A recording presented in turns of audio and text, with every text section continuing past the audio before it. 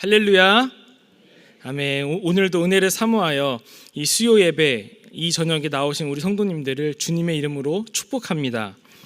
은혜를 사모하는 하나님의 백성들에게 이 시간 말씀 가운데 예배해 놓으신 은혜를 충만하게 부어주실 줄 믿습니다.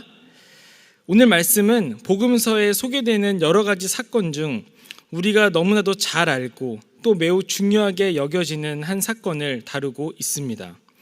마태복음, 마가복음, 누가복음 세 복음서에서 모두 소개하고 있다는 점에서 우리는 이 사건이 매우 중요한 사건임을 알 수 있죠.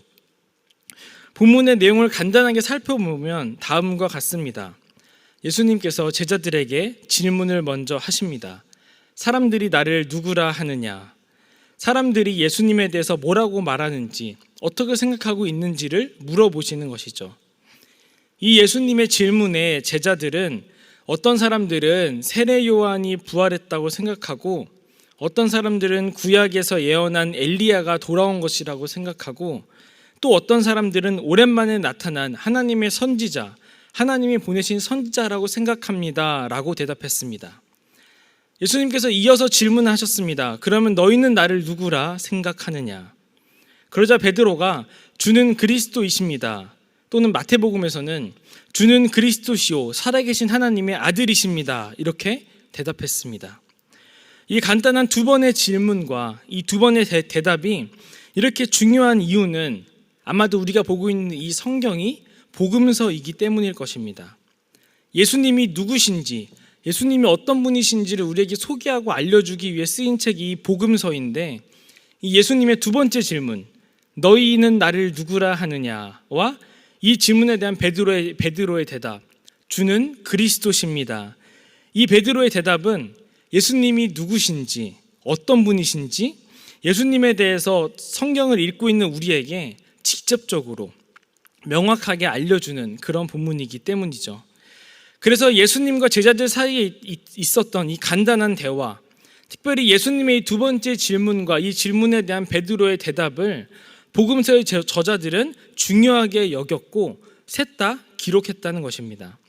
지금 이 자리에 계신 우리 성도님들 모두 이 성경에서 말하는 것처럼 예수님께서 우리의 주인이시자 구원자이심을 믿으시죠?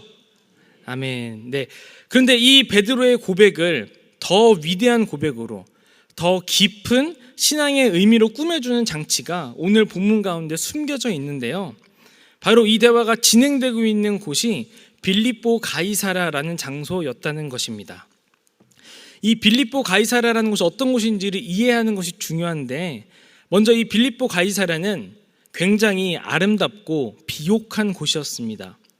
이스라엘이라는 나라는 우리가 상상하는 것보다 정말 작은 나라입니다. 우리가 상상으로만, 그냥 글로만 읽으니까 되게 크고 넓고 막 그런 나라일 거라 생각을 하는데, 국토를 봤을 때 위아래로 길게 생겼거든요. 근데 이 남쪽 끝에서 북쪽 끝까지 거리가 470km밖에 안 됩니다. 그리고 동에서 서로는 135km밖에 안 됩니다. 그러니까 남북 간의 거리는 남한하고 비슷하고요, 동서의 거리는 남한의 반도 안 되는 정말 작은 나라라는 것이죠. 그런데 진짜 신기한 게 무엇이냐면, 이 조그마한 나라에서 정말 다양한 기후와 토양을 우리가 볼 수 있다는 것입니다. 우리가 잘 아는 예루살렘을 포함한 이 남쪽은 거의 광야지대입니다. 그래서 비가 한 방울도 안 내리는 약 8개월에서 9개월 동안의 건기 때는 물을 아예 땅바닥에서 물을 구경할 수가 없습니다. 그리고 모든 식물들은 다 말라 죽습니다. 이스라엘의 중부와 남부에 흐르는 물이라고는 거의 볼 수 없고 보는 것이 불가능하다는 것이죠. 중부쯤에 위치한 사해에서 모든 물줄기가 끊기기 때문입니다.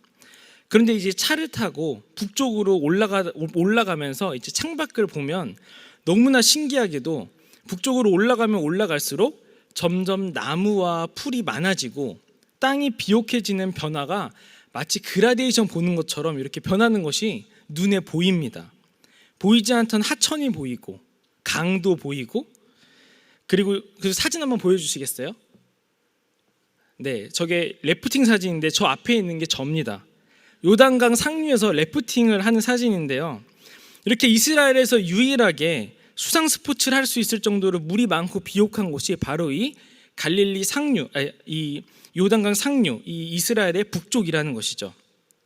이렇게 이스라엘의 북쪽으로 가면서 물이 점점 많고 땅이 비옥해지는 원인이 무엇이냐면 바로 이스라엘 제일 북단에 한 산이 있는데 이 헐몬산 때문에 그렇습니다. 헐몬산은 해발 2,800m가 넘는 굉장히 높은 산인데요. 이곳 그 꼭대기에는 만년설이 있습니다. 이 헐몬산에 눈이 녹으면서 생긴 물이 흘러서 이 물이 이스라엘의 수원이 되는데 그 수량이 얼마나 많은지 이 물줄기가 이 북부 지역에 수많은 하천이 되고 이 물이 모여서 갈릴리 바다가 되고 이 물이 요단강이 되는 것입니다. 이렇게 헐몬산에서 나온 물줄기가 온 이스라엘 땅을 적시는 것을 시편 133편 3절에서는 헐몬의 이슬이 시온의 산들의 내림 같다라고 표현을 하고 있죠. 이처럼 이스라엘의 북쪽이 헐몬산으로 인해 물이 풍부하고 비옥한데 그 헐몬산 바로 아래에 있는 도시가 이 빌립보 가이사랴라는 것입니다. 이곳이 워낙 비옥하고 물과 나무가 많이 우거져서 중동 지역 어디에서도 보기 힘든 아름다운 수풀이 우거져 있기 때문에 헤롯 빌립 2세가 이곳을 수도로 삼고 자기의 이름과 로마 황제의 이름을 붙인 다음에 로마 황제에게 이 도시를 헌정했습니다. 그래서 이 도시의 이름이 빌립보 가이사랴가 된 것이죠. 또한 이 빌립보 가이사랴는 역사적으로 우상 숭배의 중심지였습니다. 빌립보 가이사랴의 대표적인 중심지 중에 하나가 바니아스라는 곳이 있는데 이곳은 로마 신화에 나오는 판신을 섬기는 신전이 있는 곳이었습니다. 제가 이스라엘에 있을 때 실제로 가봤는데요. 사진을 가져오려고 그랬는데 보니까 이쁘게 찍힌 사진이 없더라고요. 그래서 안 가져왔는데 바니아스라고 검색하면 아마 많이 인터넷에서 찾아보실 수 있을 겁니다. 바위 곳곳에서 흘러나오는 물이 개울이 되어서 흐르고 그 주변에는 아름답게 자라고 있는 나무들이 있는데 그 나무들 사이를 걸어가면은 갑자기 큰 바위산이 등장합니다. 그리고 그 바위산을 깎아서 만든 웅장한 신전터가 나오는데 이곳에 판에게 제사하는 동굴이 있었고 제우스의 신전이 이곳에 있었습니다. 이렇게 아름다운 자연 정원과 함께 바위산을 통째로 깎아서 만든 웅장한 이 이방 신전들의 모습은 아마 이곳에 방문했던 사람들, 특히 예수님의 제자들을 압도하기에 충분했을 것입니다. 그리고 빌립보 가이사랴는 또한 로마 황제의 영향권과 여러 권력자들의 도시였습니다. 로마 황제에게 헌정된 도시였기에 당연히 황제를 섬기는, 황제를 숭배하는 그런 신전도 따로 있었고요. 로마의 군인들, 권력자들이 모여있던 곳이 바로 이 빌립보 가이사랴였다는 것이죠. 정리하면 이 빌립보 가이사랴는 물이 풍부하고 땅이 비옥해서 물질적으로 풍요로운 곳이었고 웅장한 우상 신전과 제사가 성행하는 곳이었으며 각종 권력자들과 특별히 로마 황제의 영향권 아래에 있던 도시가 바로 이 빌립보 가이사랴였다는 것이죠. 지금 예수님은 이곳에서 이런 것들 앞에서 제자들에게 묻고 계신 겁니다. 너희는 나를 누구라고 생각하느냐? 이렇게 풍요롭고 아름답고 강력한 이 세상의 물질과 권력, 우상, 특별히 로마 황제 앞에서도 너희는 나를 주라고 부를 수 있겠니? 이렇게 묻고 계시다는 것입니다. 때때로 주님께서 우리에게도 이렇게 물으실 때가 있는 것 같습니다. 삶 가운데 어떤 선택의 기로 앞에서, 나를 두렵게 하는 문제들 앞에서, 또는 도저히 거부할 수 없을 것 같은 세상의 유혹 앞에서 주님은 우리에게 여지없이 물으신다는 것이죠. 너희는 나를 누구라고 생각하느냐? 내가 그 문제를 해결할 수 있는 구원자임을 너는 믿느냐? 세상의 물질보다 내가 너를 더 풍요롭게 할 수 있는 주님임을 믿느냐? 세상 어떤 권력보다, 명예보다 내가 더 높다는 것을 믿느냐? 이렇게 물으신다는 것이죠. 사랑하는 성도 여러분, 저도 그렇고 우리는 때때로, 꽤 자주 어찌 해결해야 할지 몰라 나를 힘들게 한 이런 삶의 문제들, 탐스러워 보이는 물질의 유혹들, 강력해 보이는 세상의 권력과 명예들, 이런 것들이 우리를 흔들기 위해 눈앞에 자주 찾아옵니다. 그때의 우리의 고백이 무엇이 되어야 하는가? 바로 이 베드로의 고백. 그럼에도 불구하고 주는 그리스도십니다. 주님만이 내 인생의 주인이시며 구원자이십니다. 이 고백이 저와 여러분의 고백이 되어야 합니다. 우리의 이 고백이 단순히 교회 안에서만, 예배 시간에만 울려 퍼지는 고백이 아니라 내 삶 가운데 만나는 모든 낙심케 하는 문제들, 모든 물질적 풍요로움에 대한 유혹들, 세상의 화려함의 유혹들, 강력한 세상 권력과 명예의 유혹 앞에서도 예수님이 내 인생의 주인이시라고, 예수님만이 내 인생의 구원자시라고 고백할 수 있는 저와 모든 성도님들 되시기를 소망합니다. 그런가 하면 오늘 본문은 우리가 이 고백을 했을 때 우리에게 주어지는 복이 있음을 보여줍니다. 우리의 이 고백을 통해 이 고백만으로 우리에게 유익이 되는 것이 있다는 것이죠. 우리가 베드로의 고백을 우리의 고백으로 삼으면서 얻게 된 유익에 대해서 간단하게 살펴보고자 하는데요. 첫째로 우리는 이 고백을 통해서 하나님의 뜻을 알게 됩니다. 오늘 말씀 31절을 같이 한번 읽어보도록 하겠습니다. 읽겠습니다. 인자가 많은 고난을 받고 장로들과 대제사장들과 서기관들에게 버림받아 죽임을 당하고 사흘 만에 살아나야 할 것을 비로소 그들에게 가르치시되. 아멘.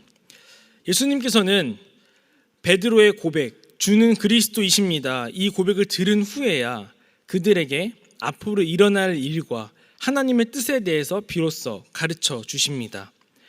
우리가 신앙생활을 하면 할수록 가장 많이 생각하고 많이 소망하게 되는 것이 무엇인가요? 바로 하나님의 뜻을 알고자 하는 마음이지 않습니까? 우리가 살면서 많은 시간 무엇이 하나님의 뜻이고 무엇이 하나님을 기쁘시게 하는 선택이고 틀린 것은 무엇인지를 알기 원하고 갈망하고 또 이를 위해 기도하게 됩니다. 하나님, 이번에 이런 사업적 제안이 저에게 왔는데 이거 할까요 말까요? 하나님이 주신 기회입니까? 아니면 사탄의 함정입니까? 하나님, 제가 무슨 공부를 시작해야 될 것 같은데 하나님, 저를 향한 하나님의 계획이 무엇인가요? 제가 무엇을 준비하면 좋을까요? 이런 기도들은 우리가 신앙생활을 하면 할수록 우리에게 더 많이 자주 나오게 되는 기도라는 것이죠. 왜냐하면 우리는 살면서 수많은 선택의 기로에 놓이게 되고 그 가운데 옳은 길, 하나님이 기뻐하시는 뜻대로 선택하고는 싶은데 하나님께서 항상 즉각적으로 그 뜻을 알려주시는 것이 아니기 때문입니다. 그래서 우리에게 어떤 선택지가 주어졌을 때 우리가 하나님의 뜻을 알기 위해서 가장 먼저 해야 할 것이 있는데 그것이 무엇이냐면 주님이 내 인생의 주인이시며 유일한 구원자이심을 고백하는 것입니다. 주님이 내 인생의 주인이시며 유일한 구원자이심을 믿고 고백하면 하나님께서 자신의 뜻을 알려주십니다. 마치 베드로의 고백 이후에 바로 예수님께서 앞으로 있을 일들을 알려주신 것처럼 말이죠. 왜냐하면 그 고백이 있는 사람만이 하나님의 뜻이 주어졌을 때 순종할 수 있기 때문입니다. 하나님께서는 그 하나님의 뜻에 순종할 준비가 된 사람에게 자신의 뜻을 나타내신다는 것이죠.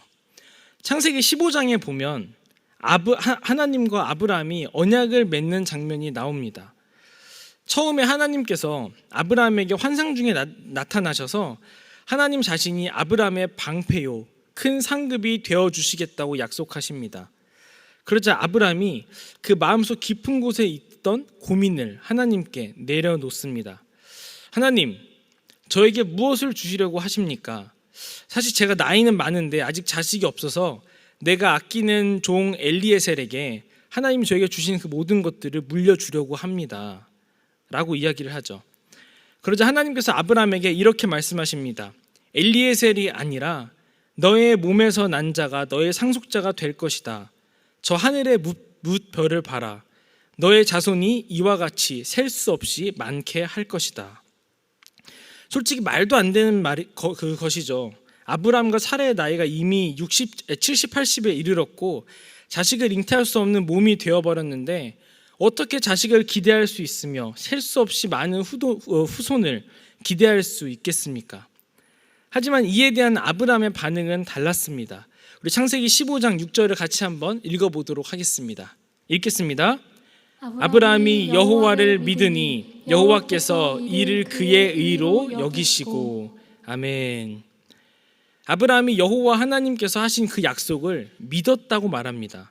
그리고 하나님께서는 이런 아브라함을 의롭게 여기셨다고 말합니다. 아브라함이 어떻게 여호와 하나님을 이렇게 믿을 수 있게 되었을까요? 처음 갈대아 우르에서 떠나고 조카 롯과 헤어지고 롯을 구하러 전쟁을 해서 대승을 거두는 등 아브라함은 여호와 하나님을 만난 이후로 계속해서 하나님의 이끄심과 하나님의 함께하심을 경험했습니다. 그 과정에서 하나님이 나의 주인이시고 나의 해결책이심을, 나의 구원자이심을 믿게 된 것이죠.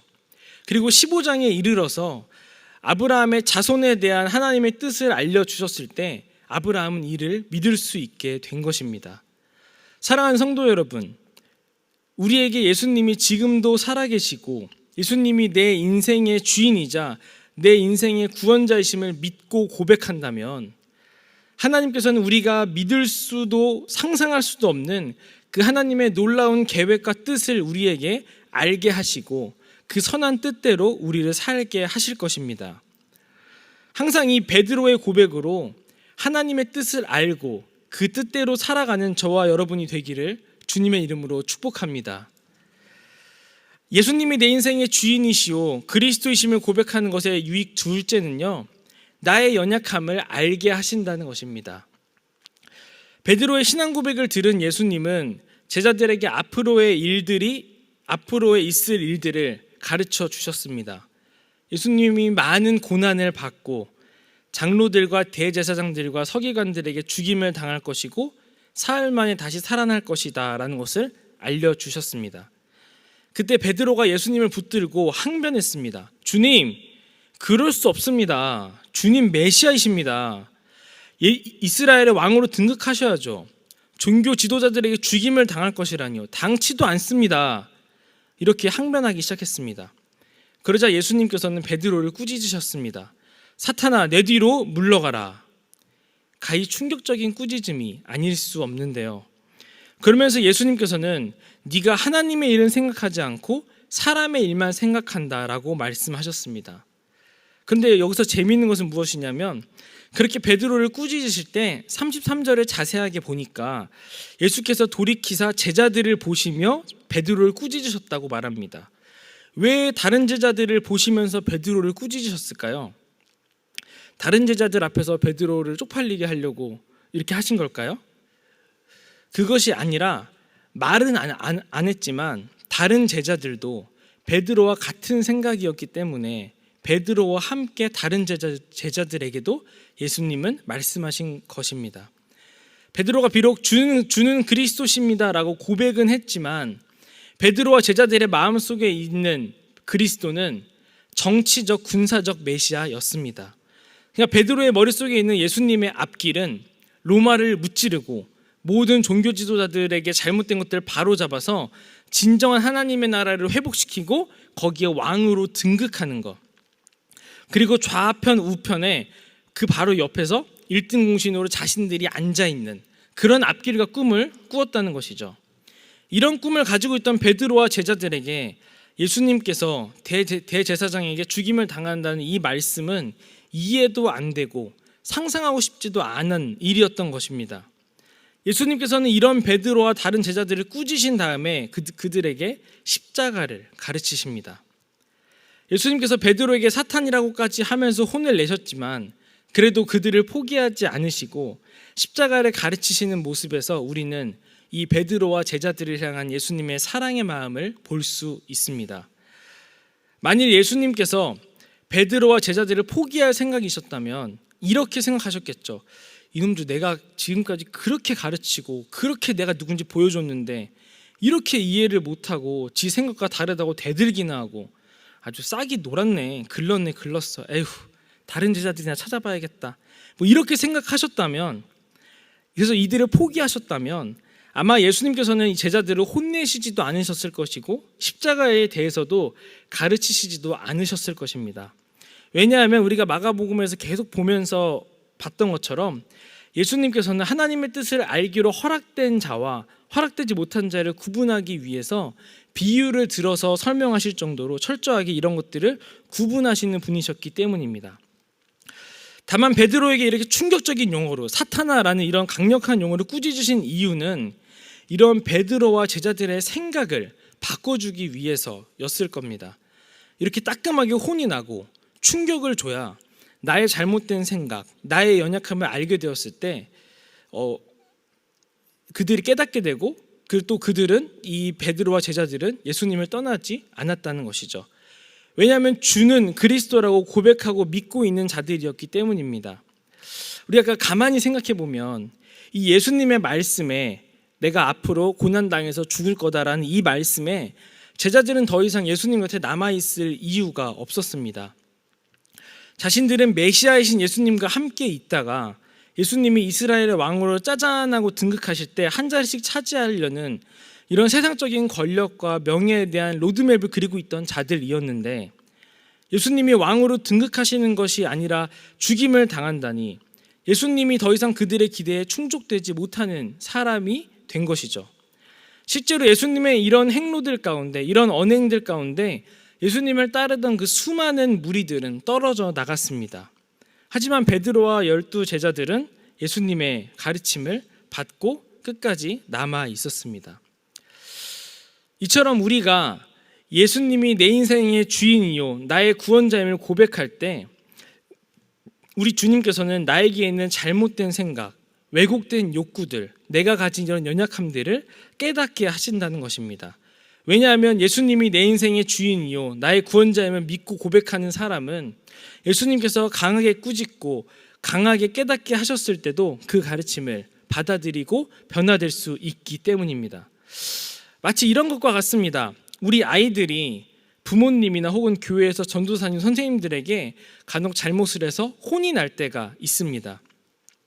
그런데 이 아이들이 혼나서 서럽고 울고 혼난 것 때문에 혼난 것 자체가 내 마음에 들지 않더라도 우리 아이들 반성하고 순종합니다. 그 이유가 무엇인가요? 바로 나를 혼낸 저분이 나를 사랑하는 내 부모님이기 때문입니다. 나를 혼낸 사람이 나를 사랑하는 나의 전도사님이라는 믿음이 있기 때문인 것이죠. 나를 사랑하고 나를 위하는 분이라는 신뢰가 없으면 우리 아이들은 절대로 혼난 곳에 대해서 용납하지도 반성도 순종도 안 할 것입니다. 오히려 대들고 반항을 하겠죠. 마찬가지로 제자들에게 예수님은 물질과 권력과 명예를 주지 못할 뿐이었지만 그럼에도 내 인생의 주인이고 나를 구원할 구원자라는 믿음과 고백이 있었기 때문에 그 제자들은 끝까지 따를 수 있었다는 것입니다. 사랑하는 성도 여러분, 예수님은 내 인생의 주인이십니다. 예수님은 나의 유일한 구원자이십니다. 비록 때로는 예수님을 따르는 것이 나에게 손해가 될 때도 있고 불편할 때도 있고 내 인생을 돌아가는 것 같아 보일 때도 있습니다. 그리고 내 생각을 바꾸기 위해 때로는 주님께서 나를 어렵게 하시기도 하고 나를 충격받게 하시기도 하고 힘든 대가와 수고를 치르게 하실 수도 있습니다. 그럼에도 불구하고 여전히 예수님은 내 인생의 주인이시고 나의 유일한 구원자이십니다. 항상 이 베드로의 고백으로 나의 연약함을 깨닫고 더 믿음의 성장을 이루어갈 수 있는 저와 여러분이 되기를 주님의 이름으로 축복합니다. 이제 말씀을 맺겠습니다. 사랑하는 성도 여러분, 예수님은 내 인생의 주인이시고 유일한 구원자가 되십니다. 믿으시죠? 그 어떤 상황 가운데서도 내 삶 가운데서 만나는 모든 낙심케 하는 문제들, 물질적 풍요의 유혹들, 세상의 화려한 유혹들, 강력한 세상 권력과 명예의 유혹 등 그 어떤 것이 있다 할지라도, 어떤 것이 우리 눈앞에서 우리를 힘들게 하고 우리를 유혹한다 할지라도 예수님은 여전히 내 인생의 주인이시고 유일한 구원자가 되십니다. 우리가 이 고백과 믿음으로 무장될 때 우리는 하나님의 뜻을 알고 그 선하신 뜻에 순종할 수 있게 됩니다. 그리고 나의 연약함을 깨닫게 되고 더 깊은 신앙의 단계로 나아갈 수 있게 됩니다. 삶의 자리에서 어떠한 문제들, 유혹들이 다가와도 이 고백으로 믿음을 지키고 승리할 수 있는 저와 여러분, 우리 용인제일교회가 되기를 주님의 이름으로 간절히 축원하고 축복합니다.